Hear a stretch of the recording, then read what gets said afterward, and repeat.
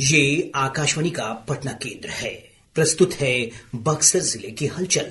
इसे पेश कर रहे हैं हमारे संवाददाता शशांक शेखर। बक्सर जिले में पड़ रही भीषण गर्मी के बीच संसदीय चुनाव को शांतिपूर्ण संपन्न करा लिया गया। जिला पदाधिकारी सह निर्वाचन पदाधिकारी अंशुल अग्रवाल ने बताया कि इस बार के चुनाव में स्वीप कार्यक्रम के माध्यम से लोगों को जागरूक करने में काफी मदद मिली। इसका प्रभाव मतदान के प्रतिशत पर देखने को मिला। जिलाधिकारी ने कहा कि मतदान में महिलाओं की भागीदारी बढ़ चढ़ कर देखने को मिली। इधर बक्सर संसदीय सीट पर 4 जून को मतगणना में कांटे की टक्कर देखने को मिली। मतगणना के बाद राजद प्रत्याशी पूर्व मंत्री सुधाकर सिंह ने 30,000 से अधिक मतों से भाजपा के मिथिलेश तिवारी को पराजित कर जीत का सेहरा बांधा। मतगणना परिणाम आने के बाद महागठबंधन के सभी विधायकों समेत कार्यकर्ताओं ने विजय जुलूस निकालकर अपनी खुशी का इजहार किया। गठबंधन के सभी नेताओं ने एक दूसरे को अबीर गुलाल लगाकर बधाइयां दी और एक दूसरे को मिठाइयां बांटकर जीत की खुशी का इजहार किया। जिला पदाधिकारी ने शांतिपूर्ण चुनाव संपन्न कराने के लिए जिला प्रशासन के कर्मियों समेत मीडिया के प्रति आभार व्यक्त किया। साथ ही उन्होंने जिले की जनता को भी धन्यवाद दिया। लोकसभा का जो आम निर्वाचन है उसको पूर्ण कराया जा चुका है और उससे भी खुशी की बात यह है कि ये पूरी प्रक्रिया सभी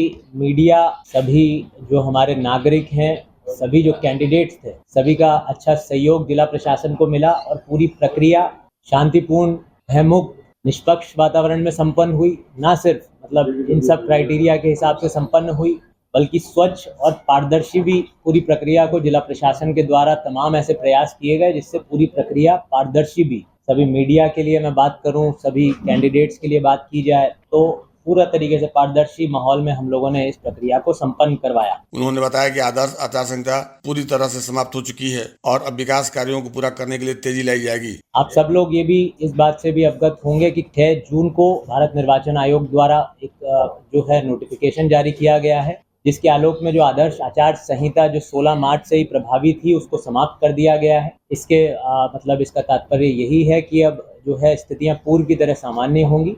एंड ऑफ इलेक्शनियरिंग प्रोसेस इसको हम लोग बोलेंगे। जिला परिषद के नवनिर्वाचित सदस्यों सहित अध्यक्ष सरोज देवी ने पिछले दिनों उप विकास आयुक्त के कार्यालय के बाहर धरना दिया। सदस्यों ने उप विकास आयुक्त पर बीते 2 वर्षों से विकास कार्य को ठप रखने का आरोप लगाया। सदस्यों ने आरोप लगाया कि ग्रामीण क्षेत्रों में विकास को ठप कर जनप्रतिनिधियों को अपमानित कराया जा रहा है। डुमरांव के पूर्व विधायक सीपीआई नेता रामाश्री प्रसाद सिंह का निधन हो गया। लंबे समय से बीमार चल रहे थे। उनके निधन पर पूर्व राज्यसभा सांसद नागेंद्र नाथ ओझा, सीपीआई माले के विधायक अजीत कुशवाहा ने गहरा शोक व्यक्त किया है। केंद्र में एनडीए सरकार की तीसरी बार सरकार बनने पर और प्रधानमंत्री नरेंद्र मोदी को लगातार तीसरी बार प्रधानमंत्री बनने पर पार्टी नेताओं ने वीर कुंवर सिंह चौक पर आतिशबाजी कर मिठाइयां बांटी और खुशी का इजहार किया। भारतीय सूचना सेवा के सेवानिवृत्त अधिकारी डॉक्टर अजय ओझा की लिखित 5 पुस्तकों का पिछले दिनों विमोचन किया गया है। विश्व पर्यावरण दिवस के मौके पर जिला में कई कार्यक्रमों का आयोजन किया गया। इस अवसर पर पर्यावरणविदों ने जलवायु परिवर्तन के दुष्प्रभावों के बारे में चर्चा की। पर्यावरणविद डॉक्टर महेंद्र प्रसाद और डॉक्टर भट्ट प्रसाद ने भीषण गर्मी में जल स्रोतों के सूखने के कारणों को स्पष्ट किया।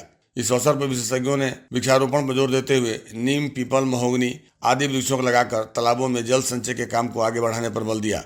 राज्य स्वास्थ्य समिति ने डुमरांव मंडलीय अस्पताल में कैंसर रोग की जांच के लिए चिकित्सकों की तैनाती होने से रक्त के नमूने संग्रह करने का जांच कार्य शुरू हो गया है। अब मरीजों को कैंसर जांच के लिए पटना और वाराणसी के चक्कर से निजात मिल गई है।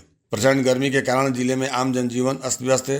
गर्मी का सबसे अधिक प्रतिकूल प्रभाव स्कूली बच्चों पर पड़ा है। पिछले दिनों बड़ी संख्या में स्कूलों में बच्चे बीमार पड़ गए। इधर राज्य सरकार ने स्कूली बच्चों के स्वास्थ्य पर प्रतिकूल प्रभाव को देखते हुए स्कूलों को 15 जून तक बंद कर दिया है। इससे काफी राहत मिली है। गर्मी के कारण गंगा नदी सूखने लगी है। नदी के दोनों किनारे सहित बीचों बीच रेत के टीले उग आए हैं। देर रात तक पानी गर्म रहने से आसपास के लोग गंगा के पानी का उपयोग भी नहीं कर पा रहे हैं। जदयू नेता मोहन चौधरी ने रेल मंत्री से बक्सर रेलवे स्टेशन के पश्चिमी प्लेटफार्म की ऊपरी पैदल पुल बनाने की मांग की है। उन्होंने कहा कि पैदल ऊपरी पुल के अभाव में पांडेपट्टी इलाके की एक बड़ी आबादी को रेल पटरी पार कर जान जोखिम में डालकर बाजार आना पड़ता है। जिला कृषि विभाग ने खरीफ के लिए धान की खेती का लक्ष्य निर्धारित किया है। जिला कृषि पदाधिकारी ने बताया कि इस बार जिले में 92,000 हेक्टेयर धान की खेती का लक्ष्य निर्धारित किया गया है। अभी आप सुन रहे थे बक्सर जिले की हलचल।